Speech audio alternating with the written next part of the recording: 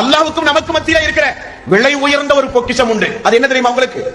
அது இல்லாவிட்டால் நம்முடைய வாழ்வே நஷ்டமாகி போய்விடும். அப்படிப்பட்ட ஒரு பொக்கிஷம் அல்லாஹ்வுக்கும் நமக்கு மத்தியில உண்டு. அது என்ன? தொழுகையா? அல்ல. நோன்பு, ஜகாத், ஹஜ்ஜா? அதுவும் அல்ல. திக்ருகள், ஸலவாத்துகளா? அதுவும் அல்ல. அல்லாஹ்வுக்கும் நமக்கு மத்தியில ஒரு காரியமான பிரதானமான ஒரு நிகழ்வு உண்டு.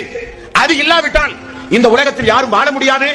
வாழ்ந்தால் சொர்க்கமும் கிடைக்காது, நரகத்துடைய அடித்தளத்திற்கு சென்று விடுவோம். அது என்ன? அவனுக்கும் நமக்கும் இருக்கிற தொடர்பு துஆ. அன்பார்ந்த சொற்களே, பிரார்த்தனை. இந்த பிரார்த்தனை நம்முடைய பாவங்கள் மன்னிக்க, இந்த பிரார்த்தனை உயர் அந்தஸ்துகள் மறுமை நாளிலே கிடைக்க, இந்த பிரார்த்தனை நம்முடைய ஈமானை பாதுகாக்க, இந்த பிரார்த்தனை நம்முடைய ஹிதாயத்தை பாதுகாக்க, இந்த பிரார்த்தனை நம்முடைய உள்ளத்தை பாதுகாக்க.